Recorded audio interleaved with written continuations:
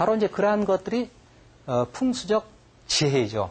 그 땅에 문제가 있었을 때 그 땅에 사람이 살아야지 돼. 근데 사람이 힘들어할 것 같아.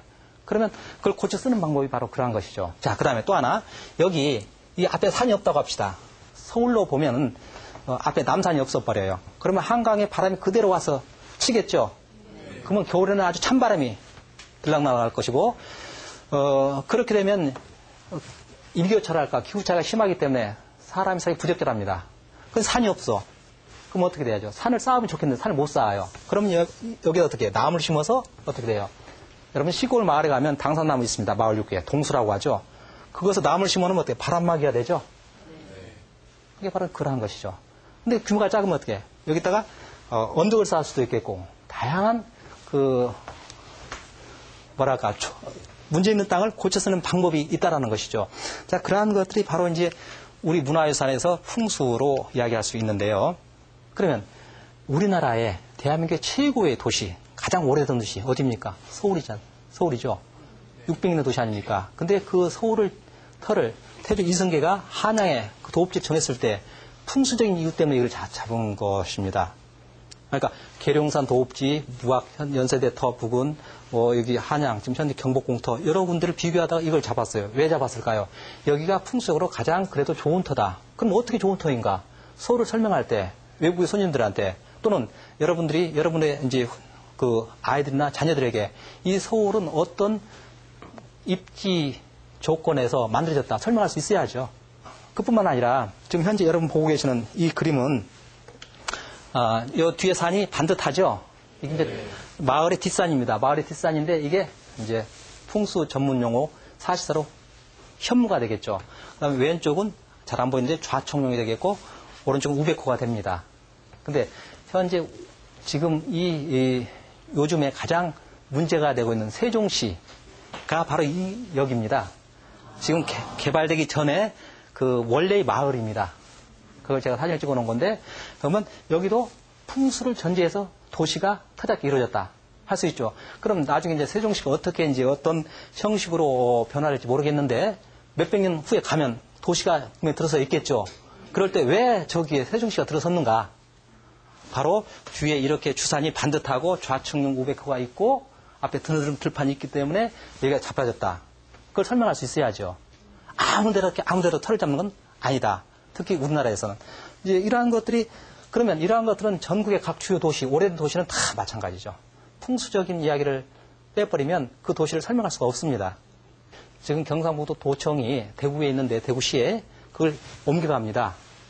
안동과 예천 부근으로. 그런데 여기가 현재 경상북도 도청 이전 예정지입니다. 그런데 보십시오. 여기가 이제 아마 도청 청사가 여기 들어설 겁니다. 이 부분에가. 근데 뒤에 산이 하나 높은 산이 있죠? 이게 이제 서울의 북악산에 비할 수 있죠. 주산, 현무. 그 다음에 좌청룡, 우백호. 앞에 넓은 들판이 이렇게 있죠. 즉, 도시 입지에서부터 작게는 무덤에까지. 여러분들 이제 무덤 묘지 풍수는 사람들이 많이 비난을 하는데, 자, 가장 간단하게 보일 수 있는 것이 있습니다. 여기 바위가 하나, 둘, 셋, 넷, 5개가 있는데, 요 앞에 3개만 보시죠. 여기 바위로 석축을 쌓았습니다. 근데 이 바위는 원래 흙이 응결된 것이죠. 흙이 단단해지게 된 겁니다. 그러면 이걸 흙으로 환원하면 이렇게 큰 산이 되겠죠, 이렇게. 이 바위는 바로 풍수에서 사신사로 보면 현무, 청룡, 백호, 주작. 서울로 보면 북악산, 인왕산, 낙산, 남산 다 갖춰져 있죠. 심지어 작은 죽은 자의 집, 작은 곳도 저렇게 사방의 산들이 감싸는 곳, 저런 공간, 구조를 전제한다라는 것이죠. 왜 우리나라는 저렇게 어떤 사방의 산들이 감싸는 것이나 사방의 산들을 저런 걸 생각하느냐.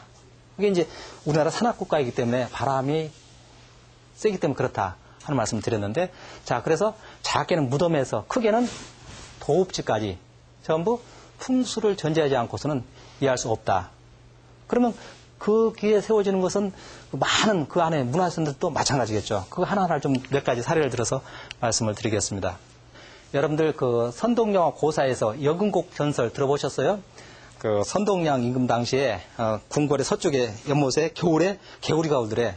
그래서 신하들이 가서 선동장한테 구하니까 저쪽에 가면은 경주 서쪽으로 심리를 가면은 거기 여군곡이 있을 것이다. 거기 백기 병사가 숨어 있을 거다. 잡아라.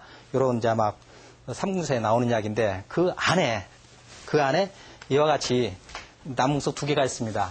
여기가 절이었는데 지금은 절 이름이 여근곡사로 아예 바뀌었습니다. 근데 또 하나 여기는 동네 이름이 여근동이에요. 근데 여기 보시면 이와 같이 또한 남근석이 있습니다. 경북 영주군 순흥면에 있는 남근석인데 여러분 남해군 남해시라고 하는 남해 경상남도 여기가 그 한쪽은 육지고 한쪽은 바다라 참 그 자연의 어떤 경관이 뛰어납니다. 그 한 가운데 여기에 이와 같은 그 큰 남근석이 세워져 있습니다. 이걸 이제 미륵불로 이야기하기도 하는데 제가 지금 전국에 몇 군데에 남근석을 좀 보여드렸습니다. 그런데 이 남근석을 왜 저게 세워졌느냐라고 하면 그 남근석은 전통 뭐 민속학자나 이런 분들은 기자 이 기자가 바랄 기자 희망하다는 아들을 바라는 그래서 기자신앙 즉 과거 농경사에 남존여비 사상이 강했고 그래서 아들을 귀했기 때문에 저걸 세웠다. 그러면 여자들은 우리는 아무것도 아니란 말이냐. 지금 여성운동가들이 아마 이렇게 항의할 만하죠. 그러면 기자신앙 때문에 저걸 세웠다고 한다면 꼭 유독 저런 마을이나 저런 곳만 기자신앙이 강했느냐. 다른 곳도 있지 않았겠습니까? 뭐 서울도 거기는 뭐 서울은 딸만 선호한 건 아니었을 거 아닙니까? 과거에. 그러면 전국에 저런 그 남근석이 세워져야 하는데 왜 저기만 세워졌느냐? 답변 못 하죠.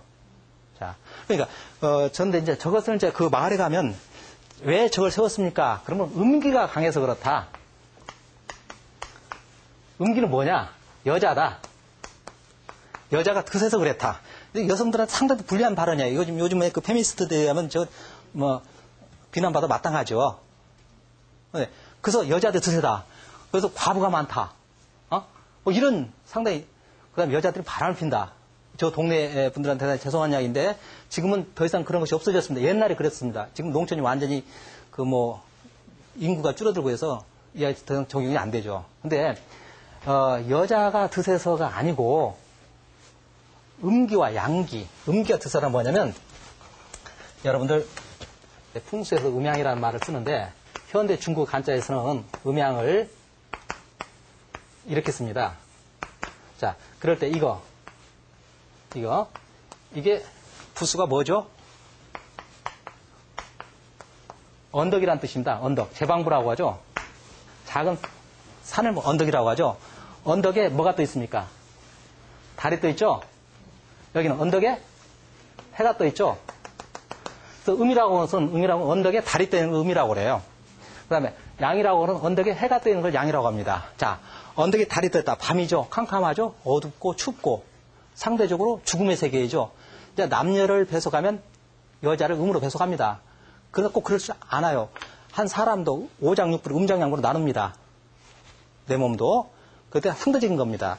언덕에 해가 떠 있으니까 밝고 화창하고 생동적이고 삶의 세계이고 남성의 세계이고 근데 아까 음기가 강하다는 건 여자의 기운이 강하다라고 잘못 해석한 거예요.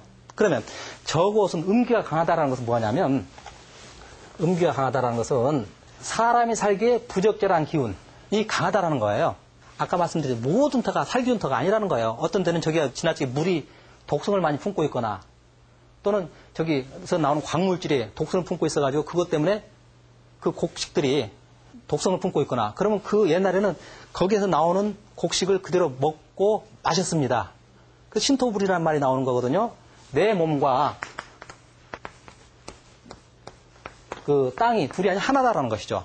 그러니까 어떤 집안에서 아무리 의학이 발달해도 한 집안에 뭐랄까 그 유전적 요인에 의한 질병, 뭐 단명하는 집안이랄까 특수한 질병이 있는 사람도 있습니다. 그럼 병원에 가면 그 분명히 그 병인은 밝혀낼 수 있겠죠. 그 치료할 수 있겠죠. 그러나 그 집안의 내력, 유전적 요인까지 바꾸지는 못합니다.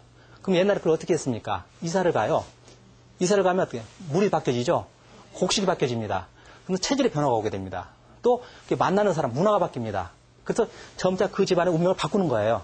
그래서 이사를 하게 되죠. 이사뿐만 아니라 죽은 사람도 사람이기 때문에 이장을 하게 됩니다. 그런데 아무튼 그건 다른 이야기고 그래서 음기라는 것은 저기에 사람이 세계 부적절한 터다. 그래서 사람이 많이 일찍 죽을 수밖에 없습니다.